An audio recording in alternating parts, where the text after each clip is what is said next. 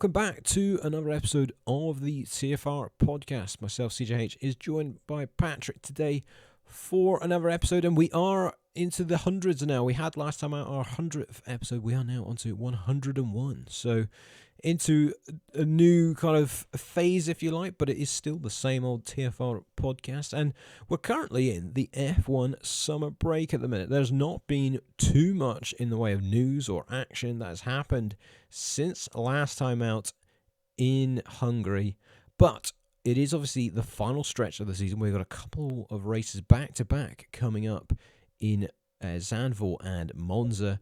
And you can be absolutely sure, Patrick, there is going to be a titanic battle for the championship. And we're going to have plenty to discuss in this smaller episode of the TFR podcast. And maybe get you all back in the mood for the F1 action with it returning this coming weekend. How you doing, Patrick? And are you looking forward to F1 coming back? I mean, that's an obvious answer. Yes, I'm really looking know. forward to it.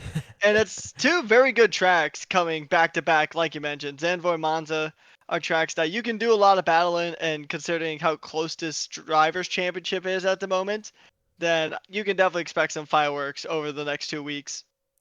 Yeah, I think that's the thing. The summer break, we always have it every year, but it never gets any shorter. It never feels any quicker. You know, it's always just the longest 3-week gap ever because there is just nothing that happens. But you're right, Zandvoort is a good track to come back to because we've only got a couple of races left here at this circuit. Obviously, this is the penultimate year. It does go off the calendar after next year, and then that'll be it. It won't be coming back for a chunk of time. And I mean, it's a funny old circuit, isn't it, Patrick? Because it's been back now since 2021, and we've never necessarily had an amazing race here yet. We've had some good races, but we've not maybe... Well, I take that back, actually. Maybe 2023 was maybe a really good race when we had that weather.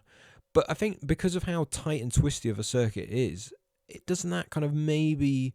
It's been part of its downfall, Patrick, in terms of bringing that entertainment. I feel like it suffers the same thing that a lot of other tracks kind of suffered through to no fault of their own. It's just I think this current generation of F1 cars is a bit too long. Because some of these tighter cars, like if you go back to the 2000, like early 2000s F1, maybe even 2010s to an extent, or you could even throw in Formula 2. Those cars of that similar size could make moves a bit easier than this current generation of F1 cars. I think to see if it really deserves a place to remain on the calendar, I think we'd have to see how it goes through for 2026 because new regulations, skinnier car, shorter car, but it's a fun track to drive on, and the drivers do like the track. And also, Max Verstappen is bringing in a bunch of fans to that race pretty much every year. Yes, and that is the real reason why it probably came back on the calendar in 2021 is because of the kind of Verstappen mania and the amount of fans that go there. I mean, it is just the pure orange army down that start-finish straight and around most of the circuit, really. And I think, yeah, you're right. It's, I don't know. I mean, you can obviously make moves into the first corner in Tarzan, but then obviously, like in sim racing and things like that, which we obviously both do quite a bit, it's a good track for that stuff because, you know, there's quite a bit of racing that is opened up because it's a different type of thing and there's less consequences, obviously, because you're not doing it in real life.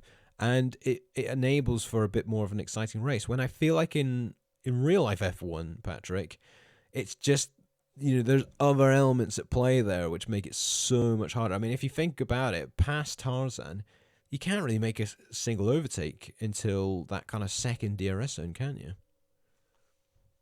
Correct, and I think Singapore is another track that falls into that same category. It's just one of the more boring races when it comes to real life, but for sim racing, it is a fantastic Yeah. track. It's always action packed at Singapore.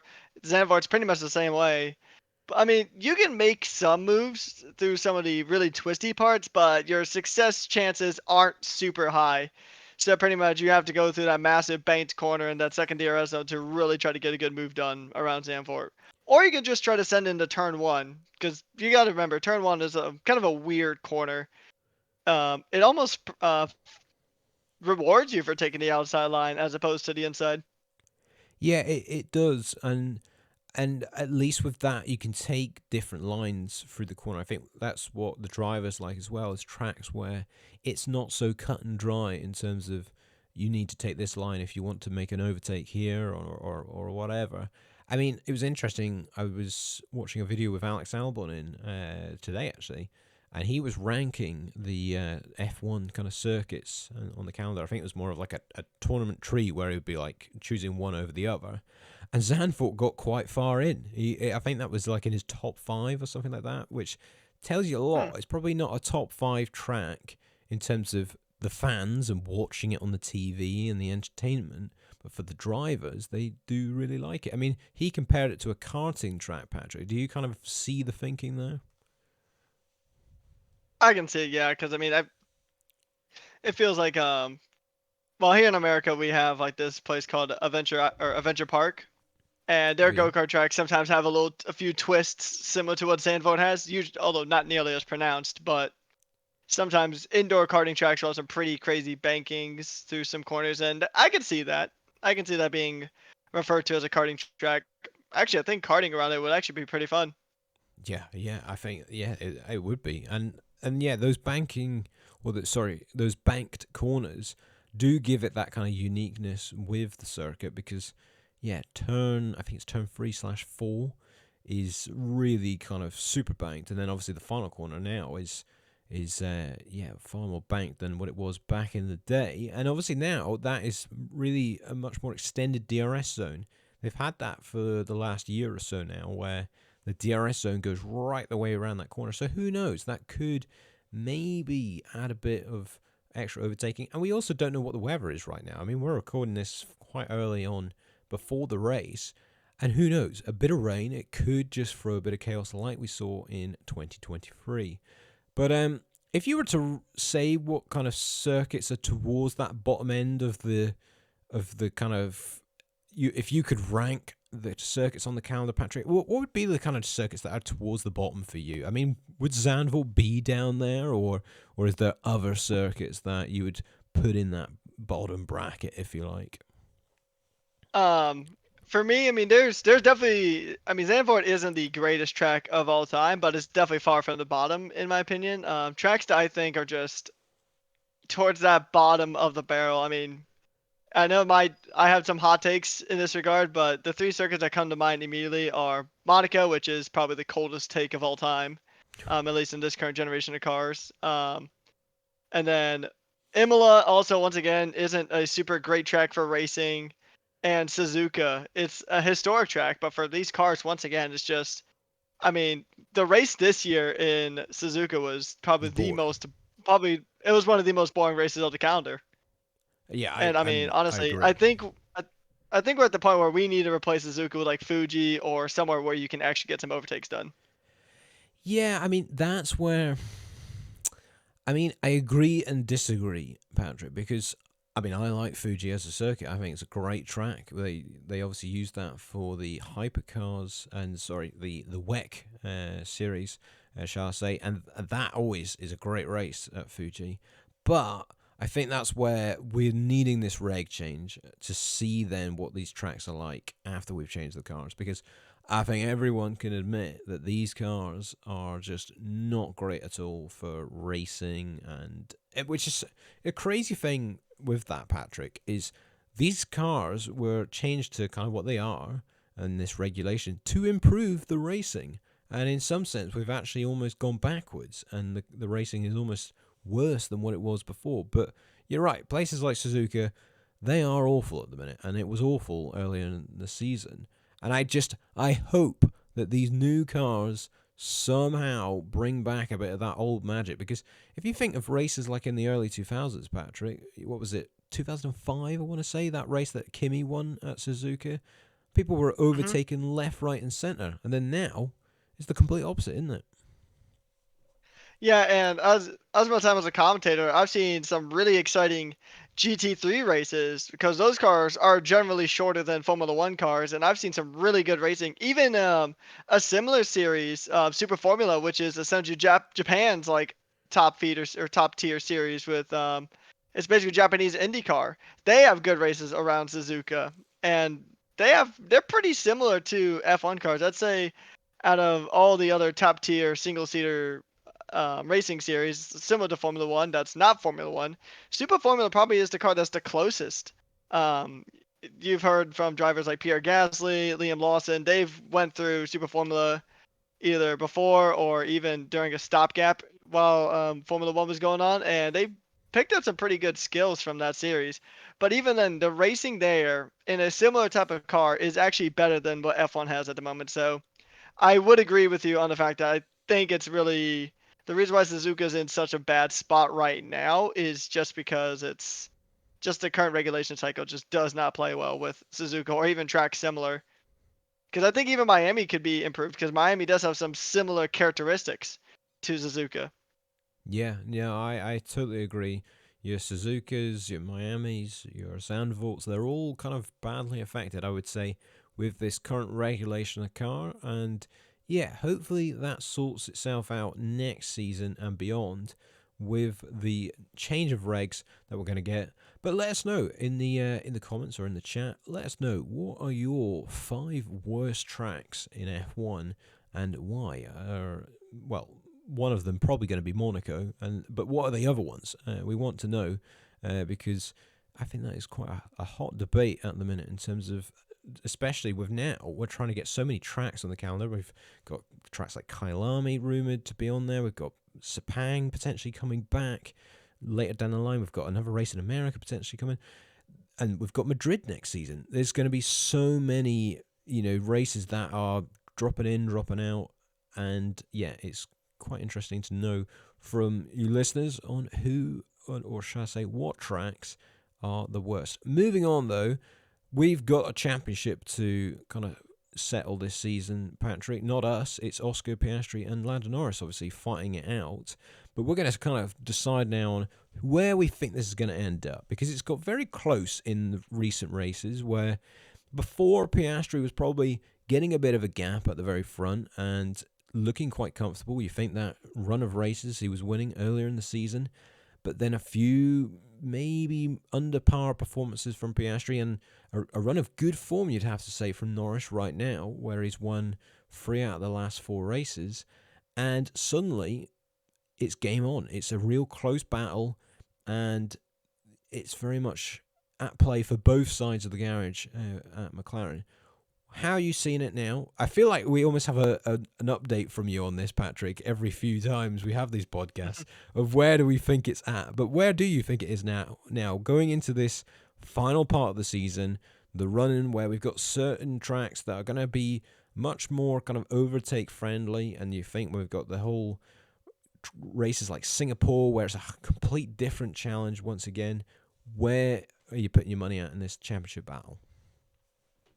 It's so tricky because Lando Norris right now is on good form, but it's a 3 week break, and during the summer break for the drivers, it's a good chance for them to reset. But sometimes that reset just is more of a detriment than it is a benefit. So I'm not sure exactly who I'd put my money on. Um, but I would say that Piastri really needs to go ahead and establish himself as the championship leader if he wants to go ahead and win this title. And Norris, on the other side of that papaya garage, needs to just keep up that good form that he's had over the last few races. Yeah, yeah, absolutely. I think I don't know who this break would have suited more, because Norris was definitely on a bit of a run, and with the way that he won Hungary, where it was kind of out of the blue, really, with that strategy. I mean, maybe he would have probably preferred for a few more races after that. But then, who knows? With the way his season's been and how up and down it's been, maybe a break might have been quite good for Norris. I like how you managed to avoid, though, Patrick, there, committing to a certain driver. So I'll ask again, and this time you've got to commit to someone. Who will be champion this season? Because it is so hard to decide, but you're going to have to go for someone. I think just in general, just considering some of the tracks that we're coming up to, there's tracks that Piastri has done better at, and there's tracks that Norris has done better at. The two I'm gonna pick out because Singapore is a track that Norris, even though he won by a pretty considerable margin, if you remember in Singapore, he almost wrecked the car on several occasions with not a single hint of pressure. Piastri hasn't had that through this season or even last season. The only track out of that bunch that I could really say he kind of struggled at, although granted, once again, not to any fault of his own, was Abu Dhabi. So I think it's going to be very close, but I'm going to put my money on Piastri. Okay, there we are. I I mean, you could really flip a coin with this one. I genuinely think you could flip a coin, and either or could, you could be right with predicting this. I think I'm actually leaning towards Norris a bit now. Maybe part of that is recency bias, but I think he's kind of managed to shake off some of these mistakes. But then I'm kind of like, do I really think he's not going to make more? I mean, it's a tough one. I think Piastri at the start of the season looked almost invincible for a bit, and there was some races where he would just get pole, and then it was just a fairly straightforward win, and the only competition he had really was Verstappen. But Norris has sorted that out now a bit, and I actually think, to be honest, Patrick, Zandvoort this weekend is going to be super important in terms of just that first race back and getting straight on the pace immediately. And I don't know, I think if Piastri knocks it out the park and dominates, then again, that massively swings back in his favour. But we could be saying this multiple times still for the remainder of the season, and it could go either way. Do you think it'll go right down to the final round in Abu Dhabi?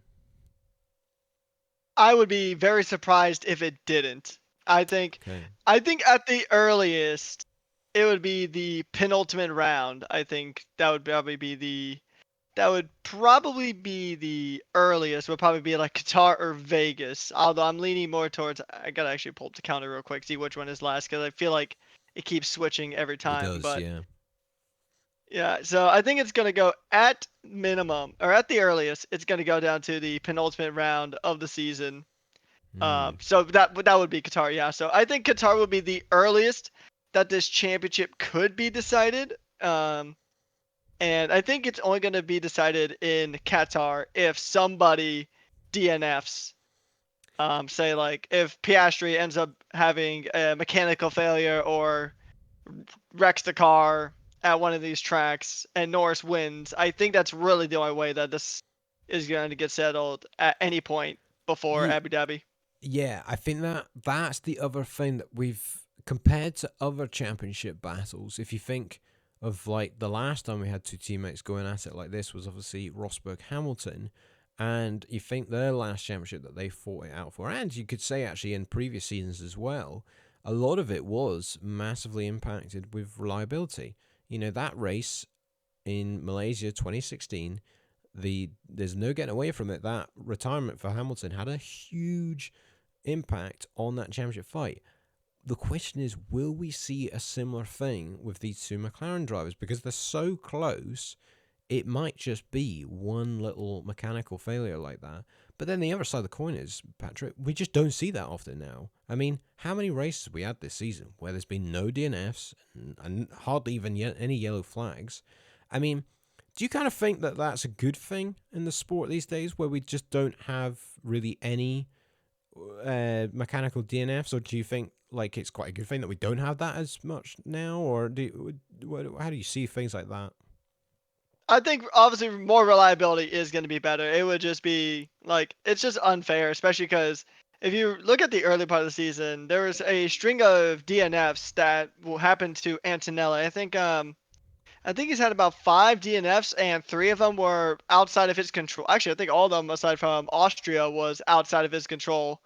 About half of those were mechanical issues happening on that Mercedes power unit. So I mean, I think that the reliability is better, like having more reliability is better, but the teams have really got to kind of embrace that reliability because there is zero guarantee that this reliability is going to kick off next season. Yeah, because you know what you're saying there about Antonelli. He's had a lot this season, and also Aston Martin have had a lot this season, particularly with Alonso. And it's McLaren as well, are Mercedes powered. I mean, they've not had really anything, but I wouldn't be surprised, I would not be surprised if something happened to one of their McLarens at some point with what has happened to the other two cars that use Mercedes engines. Then, yeah, watch the space. I don't want to tempt fate on anything because it would be a shame for the championship to get decided in that way. But I won't be surprised if something like that happens. What about just behind in that battle for third? Verstappen is getting caught at a rapid rate of knots by Russell now, particularly after his bad result in Hungary.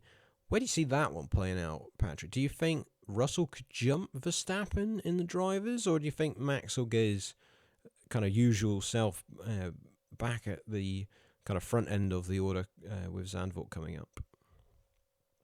I think in general, I think Max does have it's more likely for Max to get in that P3 than it is for Russell to, because, I mean, the only track that is a hard struggle track for Max on this calendar is Singapore. That's the only track left on the calendar that Max just has historically never done good at. It's the only track on this current calendar that he has not won at some point. Very true. So I think in general, and even then, Russell's track record in Singapore is kind of up and down in this current regulation cycle. 2023, he could have won that race, but binned it on the last lap. So I mean, yes. Which is brutal. It's going to be tricky. And even then, the Mercedes is just such an inconsistent car. And at some of these tracks being a bit higher on the temperature side of things. And that Mercedes still has, granted, not as biased as it was in previous seasons, but the Mercedes still does have a bit of a tendency to bias towards the colder tracks. And the only, like, quote, colder tracks that are really going to be on this calendar are pretty much going to be pretty much just Vegas is really the only other track where Mercedes in this current regulation cycle has been notably very strong. Yeah, they're going to be definitely a team to keep an eye on because they obviously were so strong at Canada and had a good start to the season, but then in recent time they have dropped off a bit. I mean, it was a much needed podium for Russell in Hungary, but they just need Antonelli to get a bit more kind of in the points as well, and I think they should finish the season a bit stronger. I mean, I still think it's up for grabs, for Mercedes to catch Ferrari in the constructors. I don't think Ferrari are in an amazing place. However, if they can sort out or find a different way to get on top of this, I think we're going to say, we don't know this for sure, Patrick, but I think we're going to say that it's to do with the floor and the kind of scraping of the plank, if you like, with running the car so low. That's kind of what went wrong for Charles in Hungary, where we think, with what Russell and Mercedes were saying, that they put a bit more pressure in the tires and that's rose the car up a little bit, etc., etc. I think that problem, I'm not sure they're going to be able to have that fixed. So I think Mercedes have an opportunity there to get second in the constructors. But what do you think about Ferrari, Patrick? Do you think that that problem will still come back and deny them a bit this season, or do you think they can keep that second place ahead of Mercedes? I think they're going to definitely maybe try, but I don't really think they're going to bring any more major upgrades. I think for a lot of these teams, especially in the upper echelons, like your top four teams, your Mercedes, your McLaren, your Red Bull, your Ferrari, they're going to be looking at 2026. And I think a lot of teams are going to start shifting over. I think a few teams actually have already shifted full development over to 2026 as opposed to continue working on this 2025 car. So I think actually Mercedes might be one of the teams that has already fully committed to working on next year's car as opposed to trying to bring upgrades here. So we'll see. It just seems like whenever Ferrari kind of struggles, then Mercedes picks up the pieces and then vice versa. So it's never really been a case of Ferrari and Mercedes being equal. It's just usually one is very much stronger than the other. Yeah, I couldn't agree anymore. I mean, that's maybe what we've missed sometimes, is that kind of thing. That in previous seasons you've had a car dominating out front, but then there's quite a close battle right behind, and that gives some excitement in itself. But we've not really had that. It's kind of like, depending on the circuit, there's always someone that's clear of the other. And so, yeah, hopefully that gets a bit tighter with the races coming up. Obviously, we've got the midfield battle, which is also very tight, but we're thinking Williams is probably going to stay where they are right now. Is that probably about right, Patrick? Or do you think Sauber, with how good they've been, and also Aston Martin, they had a great result in Hungary, Do you think they could catch Williams for, what's that, fifth, in the constructors? I mean, Williams has got a bit of a gap, but Sauber and Aston, they're looking good. That just depends on how much they want to commit to next year's car. Williams, it's going to be tricky because Sauber has more resources at its disposal because of Audi coming in Yeah. and dumping a ton of money and a bunch of manpower into this Formula One project. But Williams doesn't quite have that. I mean, they're still pretty much effectively the same team going into 2026, maybe with a few more resources to play with, but it just really depends. I think Sauber's got a better chance of jumping Williams than Aston does, just on the Okay. basis of both Saubers have been performing pretty well. But with Aston, once again, like we were talking about with Mercedes and Ferrari, with Aston, it's usually one or the other. But Yeah. typically when Sauber performs, it's both drivers. Yeah. No, that is a good point, and I think as well, if Aston Martin can continue that form in Hungary, I mean, they could really kind of start to rack up some serious points because they had both cars very competitive, and as much as the kind of hate Stroll gets, he was there or thereabouts and was okay in Hungary. So that could be quite a tasty battle for fifth place. Come towards the end of the season, Williams aren't looking too amazing right now, and Sauber and Aston could smell an opportunity. I mean, that'd be amazing for Sauber if they managed to get fifth in the constructors with where they were even at the beginning of this season. That would be quite incredible. But we're going to move on, though, to our final part of the podcast here, where we're going to make our quick predictions for the Dutch Grand Prix. It's our first ones back in a few weeks, so we may be slightly rusty here, but our track record is not amazing anyway, so you can probably excuse us all the same. So, Patrick, who is going to be on pole position for the 2025 Dutch Grand Prix? I think just considering his recent form and how strong he has been, and considering that he got pole here last year, I believe, I'm going to go with Lando Norris. Okay. I'm going to agree with you as well. I think that's a very good point that he was very good here last season. And also, Piastri, I'm trying to think, where did he finish at this race last season? Not to put you on the spot there, but I don't think he was... I mean, he definitely was nowhere near Norris. He was nowhere near Verstappen. I think he had a bit of a rough race here last season because, I feel like this is definitely a Norris track, and he absolutely wiped the floor clean last season. It was arguably one of his most dominant wins to do it as well on Verstappen's home soil. I'm trying to fill the gaps here whilst I can see you're rapidly searching this, Yeah. Patrick. He wasn't too far off. He got No, fourth. Only that's about a little under a second behind Charles Leclerc in third, so it was relatively close. I'll let him off then. That's not too bad. So, yeah, we're thinking Norris then for pole, but what about the podium? I think we know what the top two is going to be like, but starting with third, what are we looking like? I'm gonna throw a bit of a wild card here, and I am gonna say that considering that it is his home track, I think Verstappen is gonna go ahead and return to form and get a P3 here. Okay. Yeah. I to be honest, he goes very well here. I mean, obviously he's had better cars, but he does go very well here. What about the top two? I think it's gonna go P2 is gonna be Oscar, and then P3 is gonna be Lando, just because Lando historically has been pretty solid around the circuit. Okay. Are you thinking like Norris?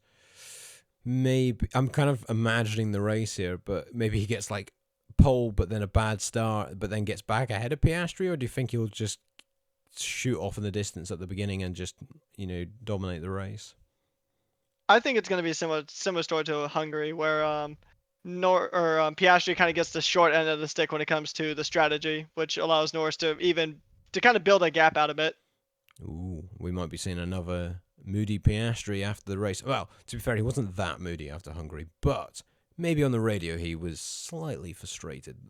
This is Piastri we're talking about. There's not exactly, his peaks of emotion aren't exactly like some other drivers. I'm agreeing with your top two.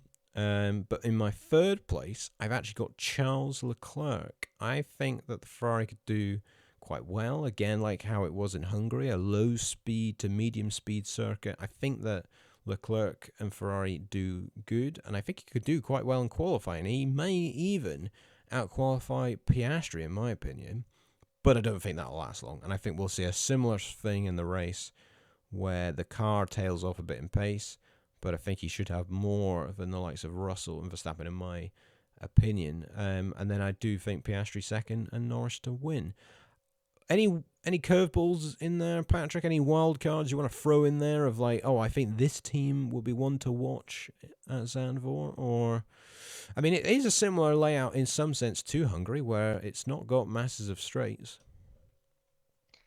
I think just considering how strong they've been in recent weeks as well, I think Sauber's got a good chance to go pretty well here. Not expecting a podium from Sauber this time round, but I am expecting Sauber to be pretty well within that upper midfield fighting for points. Okay. I think Williams is going to struggle because historically Williams hasn't had the greatest of times around this circuit. The Williams car in general always does tend to favor straight line speed. It's pretty much been that way for decades in multiple different regulation cycles. And like you were just saying, Zandvoort is not a track for high speed. No, they'll be targeting Monza. You can be absolutely sure of it. They'll be looking at Monza, and that's where they'll want to score some more points. And, I mean, you can't blame them, can you? Because, I mean, you know, there are a lot of circuits on the calendar that have got high speed. But they need to... I mean, they can hope, obviously, for something crazy at Zandvoort, but I think you're absolutely right. I'd be more leaning towards your likes of Sauber for your outsiders to do quite well. We could say all this, Patrick, and then the heavens will open come Sunday, and we'll have Pierre Gasly on the podium again, just like 2023, and it'll be just total chaos. I mean, that race was crazy. I totally forgot about it, you know, but that first lap, it was literally like bone dry at the beginning and then soaking wet come the end. So who knows? It's on the coast. There could be a bit of a weather front. And yeah, let's hope so. You know what? I've seen enough McLaren domination this season. You know, I'll take another crazy race. But we will find out. Come the end of the week, we'll find out what happens with the Dutch Grand Prix. And we'll be back for reviewing that race and then looking ahead to Monza next week. I won't actually be in my usual place for the podcast, so I don't know when that episode will be out. And the review of the Dutch Grand Prix, but it will be out in some form. So I'll leave you all to ponder that one and how that'll look. Thank you, Patrick, for this week's podcast. It was supposed to be a small one, but we actually found plenty to talk about, which is always good. And if you've enjoyed this episode, we are obviously on all of your YouTubes and Spotify, whichever you're listening to on this. Make sure you give us a follow. It's all much appreciated. And we'll see you in the next one.